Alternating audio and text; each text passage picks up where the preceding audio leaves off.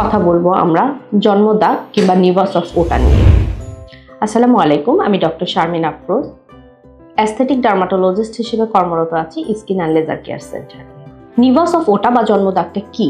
নিভাস of ওটা বা জন্মদাগটা সাধারণত কালচে নীল বা ধূসর রঙের হয়ে থাকে এবং এটা সাধারণত শরীরের এক পাশে কিংবা মুখের এক সাইডে দেখা দেয়। অনেক ক্ষেত্রে যে কোনো একটা চোখের সাদা অংশে অর্থাৎ স্ক্লেরা যেটা বলি, স্ক্লেরাতেও এই কালচে নীল রংটা দেখা দেয়। নিভাস অফ ওটা বা জন্মদাগগুলো কোনো ক্ষেত্রে জন্মের সাথে সাথেই থাকে, আবার কখনো এটা টিনেজার এজে অর্থাৎ 12 থেকে 13 বছর বয়সী কিশোর বা কিশোরীদের শুরু হতে দেখা দেয়। এটা যখন শুরু হয় টিনেজার এজে, তখন এটা আস্তে আস্তে বড় হতে থাকে এবং বড় হতে হতে একটা নির্দিষ্ট সাইজে গিয়ে পৌঁছে এবং পৌঁছানোর পরে ওর বৃদ্ধিটা থেমে যায়, অর্থাৎ আর বড় হয় না, সারা জীবন ওই একটা সাইজেই থেকে যায়। নিভাস অফ ওটার ট্রিটমেন্ট কি?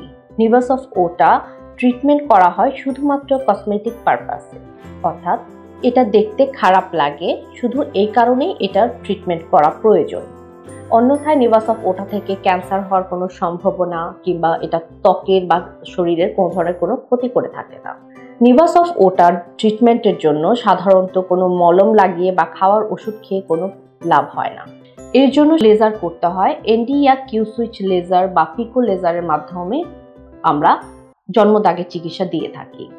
আমরা রোগীকে বলে থাকি 8 থেকে 10টা সেশন প্রয়োজন হবে এবং প্রতি মাসে মাসে একটা করে সেশন নিতে হবে। 6 থেকে 7টা সেশন নেওয়ার পরে এই জন্মদাগগুলো 70 থেকে 90% ক্ষেত্রে কমে আসে এবং এটা পার্মানেন্ট মেথড। তাই আপনাদের কারো যদি জন্মদাগ থেকে থাকে তাহলে কোনো ধরনের কোনো মলম লাগাবেন না এবং ত্বকের ক্ষতি করবেন না। আপনারা জন্মদাগের জন্য বা নিভাস অফ ওটার জন্য অবশ্যই লেজার করার জন্য কোনো অভিজ্ঞ ডার্মাটোলজিস্টের শরণাপন্ন হবেন। ধন্যবাদ।